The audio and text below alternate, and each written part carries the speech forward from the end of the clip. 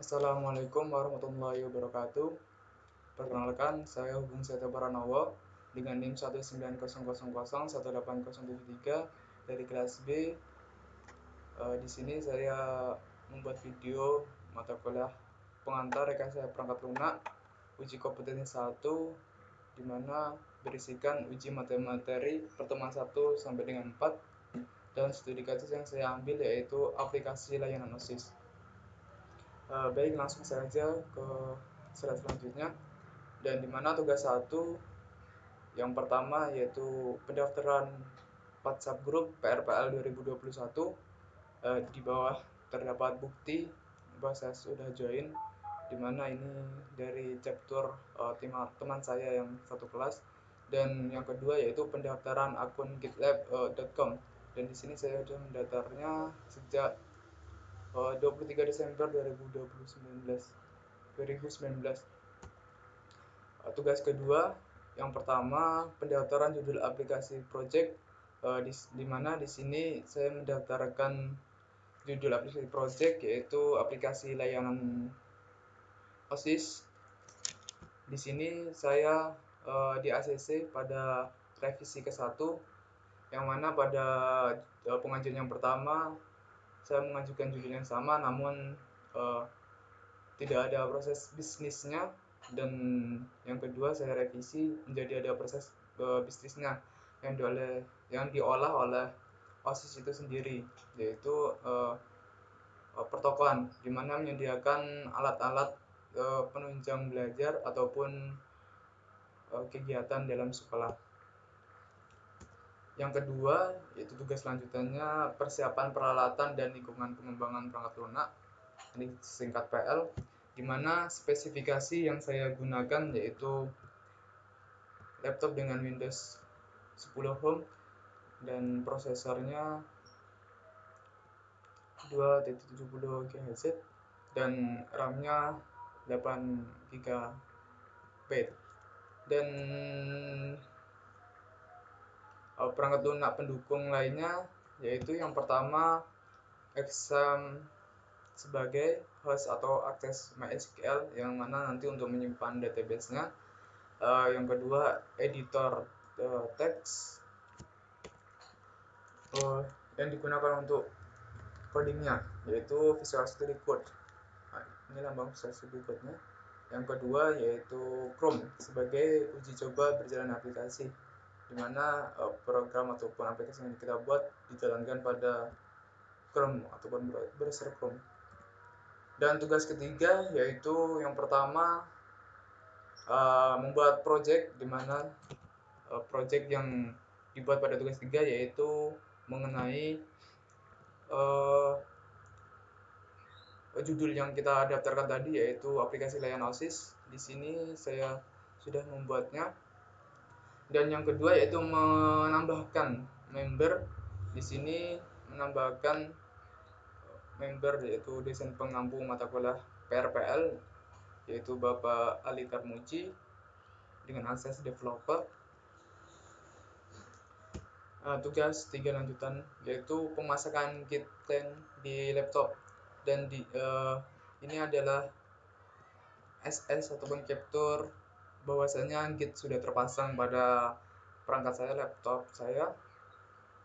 Dan yang kedua yaitu setelah di-clone kita mendaftar username dan email untuk bisa melakukan commit push dan fitur yang lainnya.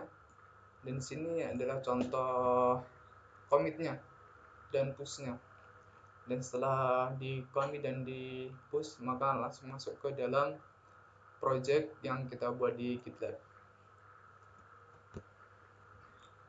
Dan tugas keempat yaitu menyusun analisis kebutuhan pengembangan dan perancangan aplikasi. Yang pertama analisis kebutuhan hardware, di mana yang dibutuhkan bagi pengembang yaitu laptop dengan spesifikasi minimal RAM 4 GB dan prosesor dengan kecepatan 1 GHz tipe. Yang kedua kebutuhan hardware untuk kalian yaitu laptop dan gadget dengan masing-masing minimal memiliki 2 GB RAM. Dan analisis kebutuhan software untuk pengembang yaitu Visual Studio Code untuk langkah codingnya. Yang kedua software pendukungnya XAMPP sebagai penyedia localhost dan MySQL. Dan kebutuhan software untuk kalian yaitu XAMPP untuk menguji aplikasinya di lokal dan hosting nantinya ketika aplikasi udah mengudara ataupun dapat diakses oleh umum. Dan kebutuhan fungsional yaitu Google Chrome untuk uji cobanya. Dan yang ketiga analisis kebutuhan database, karakteristik storage, dan DBMS yang digunakan. XAMPP selain digunakan untuk memberikan server lokal agar aplikasi dapat dijalankan, XAMPP sendiri memberikan akses ke MySQL yang mana nantinya dijadikan sebagai tempat penyimpanan data atau database aplikasi yang telah dibuat. Alasan lain menggunakan XAMPP ini karena saya sudah familiar ataupun di semester sebelumnya sudah menggunakannya dan sudah dipelajari. Dan yang keempat itu analisis kebutuhan prosedur, di mana yang pertama aplikasi berbasis web dengan tampilan awal masuk yaitu diarahkan ke halaman utama yang berisikan sambutan dari pengurus OSIS. Di sini nama OSIS yang dipakai adalah ISMA, Ikatan Santri Muhammad Asalam. Saya mengambil dari sekolah saya dulu waktu sebelum kuliah. Yang kedua, fitur-fitur yang disediakan berupa sistem informasi dan juga sistem bisnis dari pengurus, di mana informasi yang disediakan berupa badan pengurus organisasi, berita-berita seputar kegiatan pengurus dalam sekolah ataupun luar sekolah, yaitu semacam perlombaan, dan juga informasi berupa kumpulan foto kegiatan yang telah diadakan pengurus. Dan untuk proses bisnisnya yaitu pada bagian halaman protokolan, yang dimana siswa atau siswi dapat melihat barang-barang perlengkapan sekolah tanpa harus melakukan login, dimana di situ ditawarkan dari baju, merchandise, perlengkapan belajar, dan lain sebagainya. Yang ketiga, untuk dapat melakukan pembelian barang yang disediakan oleh pengurus, maka siswa atau siswi diharuskan memiliki akun terlebih dahulu untuk login dan membeli barangnya. Dan yang keempat, data yang tersimpan seperti akun siswa atau siswi, stok barang, berita, foto-foto, dan lain sebagainya akan disimpan dalam database MySQL. Dan yang kelima, analisis kebutuhan personalia atau sumber daya manusianya yang terlibat dari sistem developer dari sisi kalian.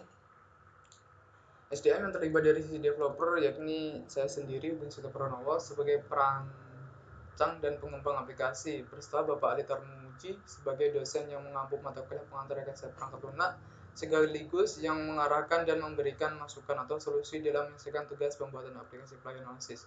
Dan yang kedua, SDM yang terlibat dari sisi kalian yaitu penanggung jawab atau pembimbing pengurus OSIS dalam sebuah sekolah, di mana yang memberikan informasi beserta kebutuhan-kebutuhan dalam pembuatan aplikasi ini, dan beserta pengurus OSIS yang nantinya menjalankan sebagai admin dari aplikasi dalam mengupdate berita, kegiatan di sekolah, atau foto dan barang-barang yang harus di restock sudah habis.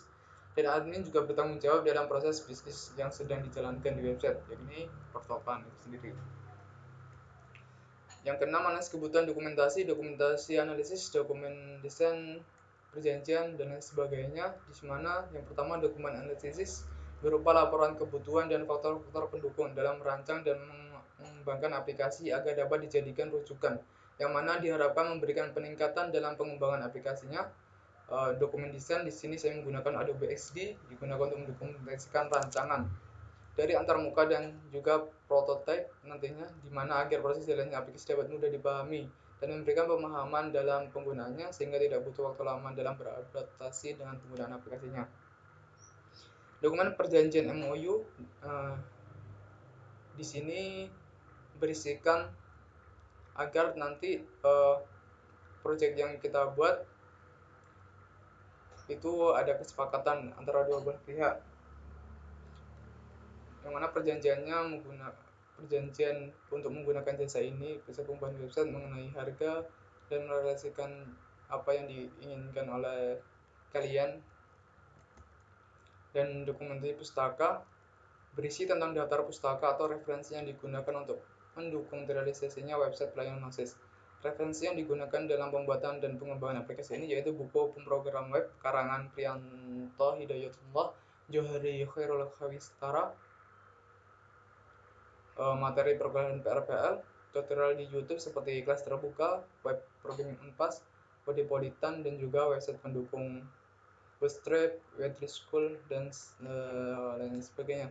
Catatan teknis sendiri digunakan untuk dapat menjadi acuan atau target penyelesaian dan juga kendala-kendala yang dihadapi dalam proses pembuatan aplikasi, di mana catatan ini digunakan untuk melaporkan bahwasanya dalam pembuatan aplikasi memakan beberapa waktu yang mana nantinya dicatat semua dalam catatan teks ini. Dokumen saran digunakan untuk menjadikan sebuah masukan yang dapat membangun semangat developer dan juga meningkatkan kualitas website agar dapat berkembang dan memberikan manfaat yang banyak bagi siswi yang belajar di Asalam ataupun masyarakat yang ingin mengetahui bagaimana kegiatan-kegiatan yang dilakukan oleh para siswa yang mana sedikit banyak masih belum tahu kegiatan di dalam Asalam. Dan di sini tugas 4 bagian B, desain antarmuka aplikasi. Untuk antarmuka halaman utama seperti ini, dimana ada fitur home, stroke, berita, protokol, galeri, dan desainnya menampilkan foto pengurus putra dan pengurus putri dan sambutan dari OSIS itu sendiri. Dan bagian footer terdapat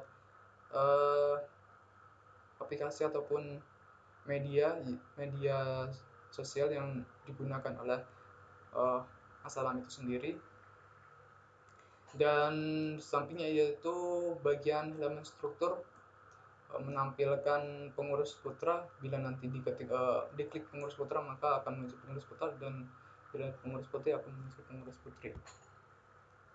Dan selanjutnya antarmuka halaman berita. Di sini tersedia daftar berita yaitu ekstrakurikuler, perlombaan, tata tertib, agenda, dan tampilan untuk berita terupdate-nya seperti ini. Untuk antarmuka halaman pertokohan seperti ini, ada fitur pencarian untuk mencari barangnya dan gambar beserta harganya nanti ditampilkan di sini. Dan bila ingin melakukan beli sekarang maka siswa wajib memiliki akun dan login. Dan untuk antarmuka galeri kegiatan seperti ini, dan ada pencarian untuk kegiatan apa yang mau dilihat ke dokumentasinya. Dan di sini list ekstrakurikulernya, ada tilawah, muhadarah, lebih dikenal latihan berpidato, olahraga, koperasi, pramuka, drum band, kaligrafi. Ya mungkin untuk antarmukanya segitu, masih belum sedetail yang akan dibuat. Selanjutnya tugas 5 itu model paket pencarian, di mana identitas saya Bukan Satu Krono dengan NIM 19000018913, kelas B dari program studi teknik informatika Fakultas Teknologi Industri Universitas Ahmad Dahlan. Daftar kebutuhan fungsional dari aplikasi layanan OSIS. Kebutuhan fungsional: sistem menyediakan fitur login untuk siswa dapat melanjutkan pembelian, sistem dapat melakukan create, update, delete untuk admin, akses diberikan sepenuhnya kepada admin, sistem dapat melakukan transaksi pembelian dan pembayaran, sistem terdiri dari halaman utama, struktur, berita, protokol, galeri yang sebelumnya sudah ditampilkan. Sistem dapat melakukan penghitungan total belanja, total bayar, dan yang terakhir yaitu sistem dapat menampilkan rekap barang yang terjual. Dan ini adalah halaman repositori saya untuk yang ingin mengetahui proses ataupun updatean mengenai project yang sedang dikerjakan. Dan untuk progres yang sudah dikerjakan, yang pertama tes pembuatan sudah selesai, pendaftaran kegiatan sudah, menulis kebutuhan pengembangan sudah, desain tampilan setiap halaman web yang disediakan sudah, namun belum sedetail ataupun hanya halaman utamanya. Dan halaman utama belum selesai tata letaknya, nanti setelah ini akan ada tampilannya. Ini adalah script HTML, ini terhubung ke Bootstrap yang mana sedikit memudahkan dalam pembuatan webnya. Untuk yang lebih jelasnya nanti bisa melihat codingannya di repository GitLab yang sudah saya cantumkan sebelumnya, yang ini. Dan tugas 5 lagi yang ini adalah dokumen aktivitas di mana ini yang sudah berjalan dan sudah dikerjakan namun belum sesuai dengan desain. Tata letak foto belum di set berapa sebelah kiri, masih satu foto dan sambutannya masih di bawah foto. Mungkin proyek selanjutnya akan diupdate. Ya mungkin hanya itu yang dapat saya sampaikan. Kurang lebihnya saya mohon maaf. Apabila ada masukan dan saran bisa disampaikan melalui komen YouTube nanti ataupun yang dicantumkan di deskripsi. Billahi fi sabilil haq fastabiqul khairat. Wassalamualaikum warahmatullahi wabarakatuh.